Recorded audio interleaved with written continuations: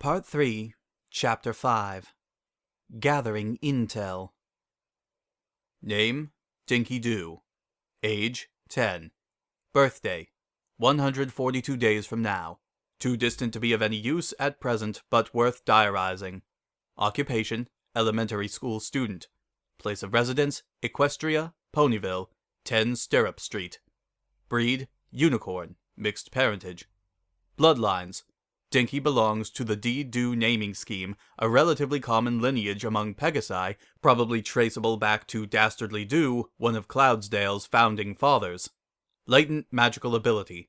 Weak but with potential for specialization. Still mastering basic telekinetic manipulation. Cutie mark? None. Talents. Detecting lies, interested in magic but with no natural ability for it, idolizes wonderbolts, but this is common in many foals. Interrogation. Notes on personality, positive traits.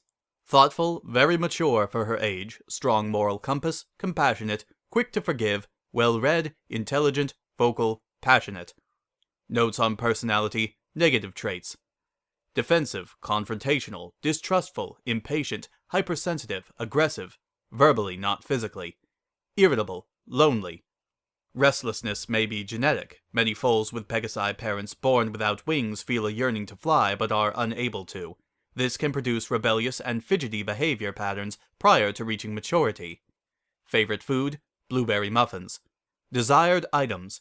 Madame Magnificorum's Magical Handbook, Tips and Tricks for Beginners Part 2, book currently unavailable at the Golden Oaks Library. Flare Blitz's Junior Wizard's Hat, celebrity merchandise mentioned by Dinky only briefly. Wonderbolt memorabilia, preferably signed. Warning: bribery inadvisable. Dinky has a firm ethical backbone and is deeply suspicious of gifts offered without due cause.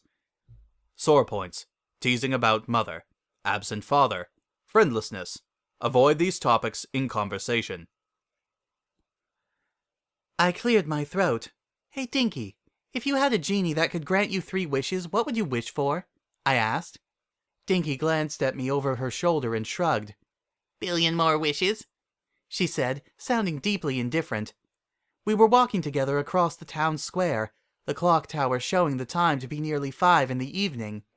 We had enjoyed a milkshake after what had been a lengthy but productive session of myself teaching the young filly magic, gently slipping personal questions into the lessons to glean what information I could.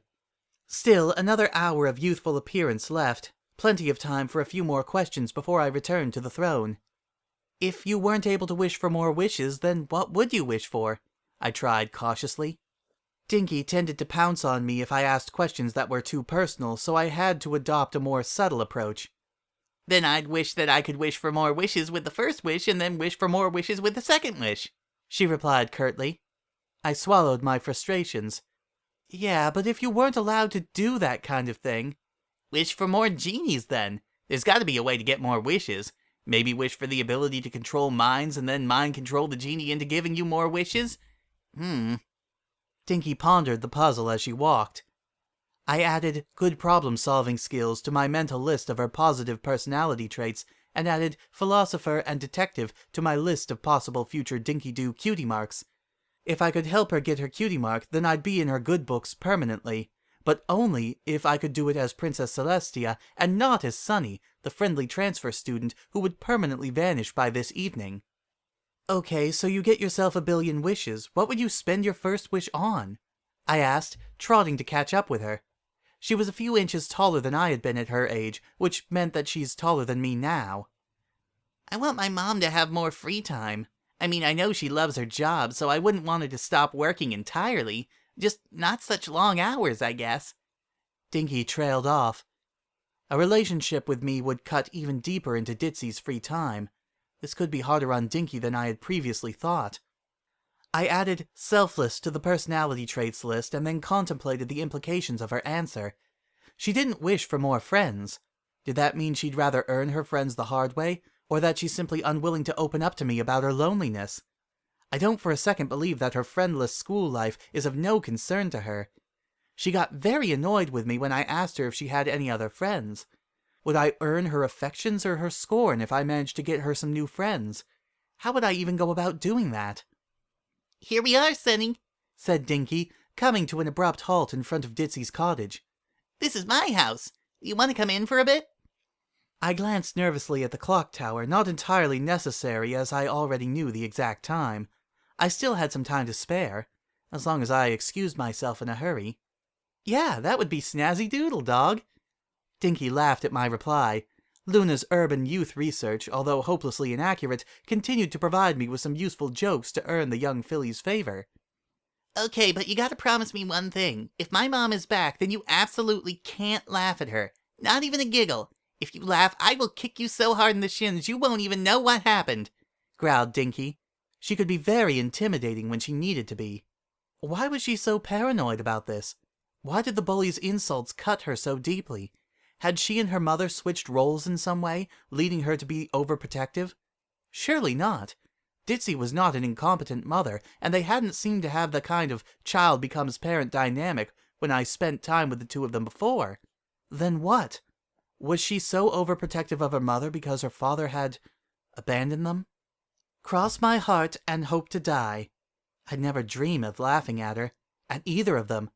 Dinky narrowed her eyes and glared at me for a solid few seconds. Then, finally, she acquiesced and opened the front door. I followed her inside. I missed this place. Even though I had only been inside it once, the cottage had found a warm place in my heart. Ditzy was in the kitchen trying and failing to peel an apple. Her previous 3 attempts were lying strewn across the plate in various stages of ruin. Welcome back! I was just... Oh! She dropped her peeler the moment she laid eyes on me. For a moment my heart sunk. Surely she couldn't have recognized me. Oh my goodness, Dinky, did you bring a friend home with you? Wow, it's been so long!